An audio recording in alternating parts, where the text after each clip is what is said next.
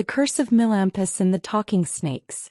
In the kingdom of Pylus, nestled between olive groves and golden fields, there lived two brothers, Melampus and Bias.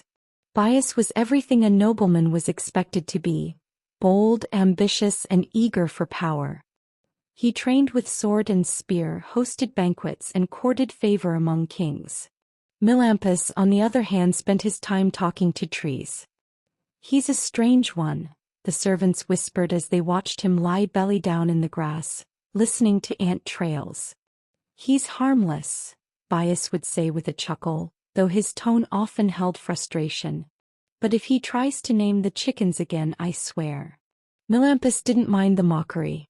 He found solace in solitude. Plants whispered secrets. Wind carried stories. He wasn't mad, he was simply listening. But one fateful summer's day, that quiet curiosity would open a door that no mortal had walked through before. Melampus had wandered far that morning, chasing a glimmering beetle that only he found fascinating.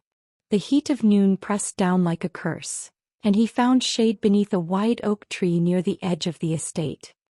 He was about to doze off when he heard a faint hissing.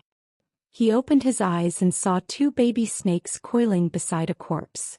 Their mother, a great serpent with gleaming green scales, lay dead, her body slashed by blades. Nearby, blood still soaked the earth. "Oh no," Melampus whispered. "What have they done to you?" The baby snakes curled around her lifeless body, flicking their tongues, confused and alone. A voice came from behind him. "Melampus," called a servant, sword in hand. "Best stay away from those things. We killed the mother this morning. Snakes have no place near the estate." "She was only hunting rats," Melampus muttered. "She meant no harm." He waited until the servant left, then kneeled before the serpents. "I'm sorry," he said softly. "I didn't know they'd do this." And so, with care and reverence, he dug a small grave, placed the serpent inside, and covered her with earth. The hatchlings watched. He left them a bowl of milk near the grave. "It's all I have. I don't know if it helps, but I hope it brings you peace." Then he lay beneath the tree and drifted to sleep. Melampus dreamed of waves crashing over a jungle of sound, animal cries, whispering grass, howling winds, all crashing together in a chorus of chaos. He awoke with a jolt, heart pounding, and sat up, only to find two small snakes slithering up his arms. Before he could move, their small tongues darted into his ears. He froze. Suddenly, the forest came alive with clarity. The ants marching near his feet chattered in rhythm. Too hot, move the eggs." Birds overhead scolded each other. "You always take the best branch." A squirrel in the tree sighed. "Humans are noisy and foolish." Melampus clutched his head. "I can hear you." The snakes slithered down his arms and vanished into the underbrush. From that moment on, nothing was silent. The world spoke to him, all of it. Melampus no longer slept much. His dreams were wild and filled with snarling bears, whispering owls, laughing dogs. At first he was thrilled. He began recording conversations between ants, decoding the squawks of geese, and consulting with crows for weather predictions. Bias grew worried. "You haven't touched your wine in a week," he said one night. "You're thinner. You talk to yourself, more than usual." "I talk to them," Melampus replied, pointing at a nearby fox. "And they're rarely wrong." Bias groaned. "Why must you insist on being cursed? You're wasting your life chasing nonsense." Melampus smiled. "Or maybe I'm finally hearing the truth." Far away in the city of Argos, a tragedy was unfolding. Prince Iphiclus, son of King Proetus, had gone mad. He screamed at invisible enemies, clawed at shadows, refused to eat or sleep.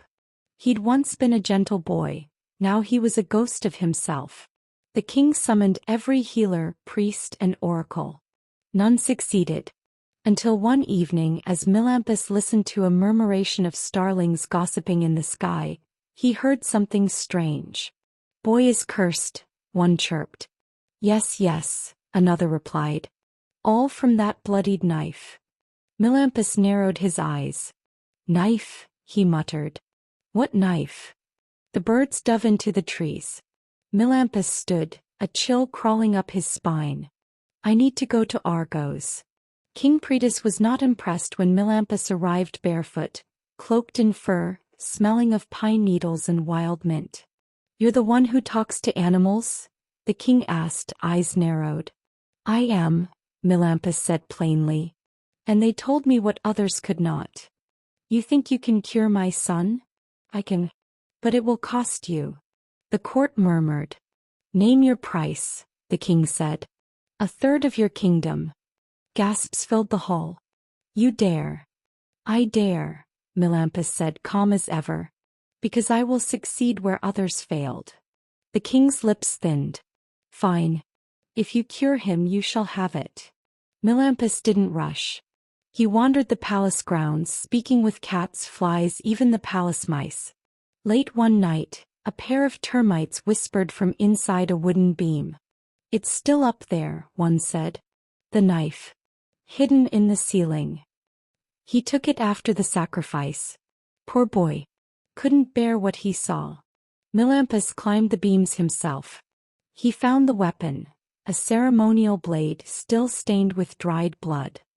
He burned it in a sacred fire, mixed herbs guided by the chatter of ravens, and prepared a poultice. He sat beside the prince's bed. Drink this, he said, and rest. The prince wept as he drank, but within hours his eyes cleared. His hands stopped shaking. He was free. King Pritus wept when he saw his son healed. You've done it, he whispered. You truly have. Melampus bowed. Then give me what was promised. And also, 1/3 for my brother Bias. Why him? The king asked. Because he never believed in me, Melampus said with a smile. And perhaps power will make him wiser.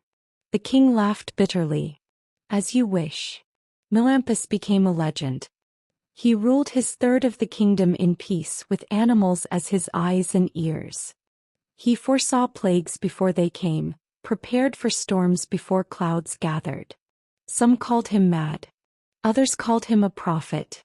But all agreed on one thing. He was the man who listened when no one else would. And in doing so he unlocked a world that had always been speaking, just waiting for someone to understand.